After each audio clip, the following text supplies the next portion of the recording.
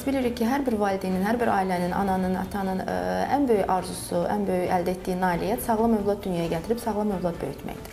Sağlam böyümənin ən böyük göstəricisi boy artımıdır. Ən əsas göstəricisi boy artımıdır. Nədir normal böyümə?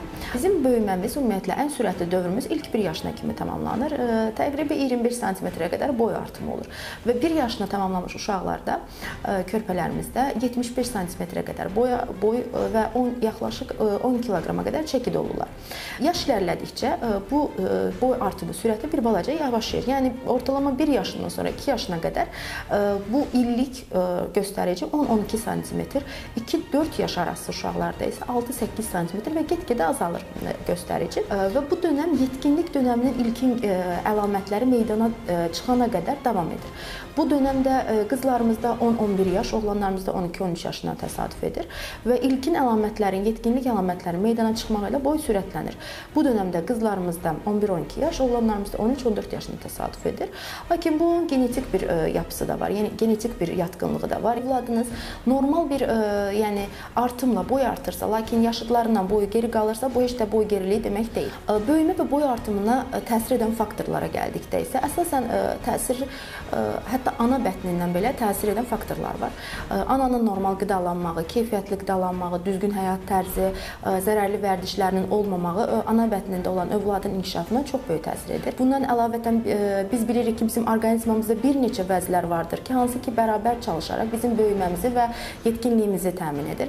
Bunların əsasən başında duran bizim hipofiz vəzimizdir ki, hansı ki böyümə hormonu və cins hormonları ifraz edir və nəticədə böyümə hormonu bizim boyumuzdan, cins hormonlar da bizim yetkinliyimizi təmin edir.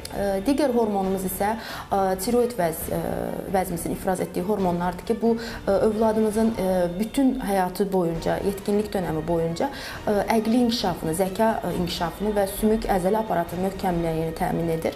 Digər tərəfdən oğlanlarımızda testislərdən ifraz olunan testosteron, qızlarımızda yumurtalıqdan ifraz olunan estrogen hormonu isə onların yetkinliyini təmin edir. Kimlər qısa boylu sayılır?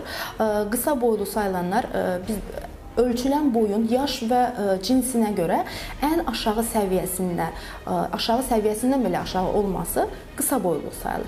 Lakin övladınız müəyyən bir artımla boy artırsa, biz buna boyun inkişafının ləngiməsi deyirik. Respublikamızda ilk və hələ ki yeganə fəaliyyət göstərən Boy və İnkişaf Geriliyi Mərkəzi rəhbəri olaraq onu demək istərdim ki, bugünkü gündə bizim mərkəzimizə müraciət edən xəstələrimizin əksəriyyətində boy inkişaf, yəni boy hormonunun çatışmamazlığından çox altda yatan səbəblərdən qaynaqlanan boy inkişafının ləngiməsini müşahidə edirik. Valideynlərimizin diqqət edəcəyi nüanslar var. Əgər bir övladınız, 3 yaşını tamamlamış bir övladınız eyni paltarı bir il ərzində heç də əyninə qısalmadan, yəni artımı olmadan istifadə edib geyinə bilirsə, bu artıq valideyn üçün bir siqnal olmalıdır və övladınızı mütləq şəkildə bir mütəxəssisə göstərməlisiniz, müayinələrdən keçməlidir və boy inkişafını ləngidən faktorlar araşdırılmalıdır ki, bu faktorlar arasında tiroid vəzin xəstəlikləri, insülindən bağlı olan boy artımı ləngimələri olur. Bunlar araşdırılmalıdır. Vaxtında müalicə və diaqnoz qoyulmalıdır. Çünki bəzən təəssüf olsun ki, elə bir səviyyədə xəstə müraciət edir ki, artıq biz ona yardım etməkdə, yəni aciz qalırıq. Zamanında endokrin və metabolizm xəstəlikləri mütəxəssisinə müraciət etməlidirlər və övladlarının hormonal balansını, hormonal dəyərlərini ölçməlidirlər.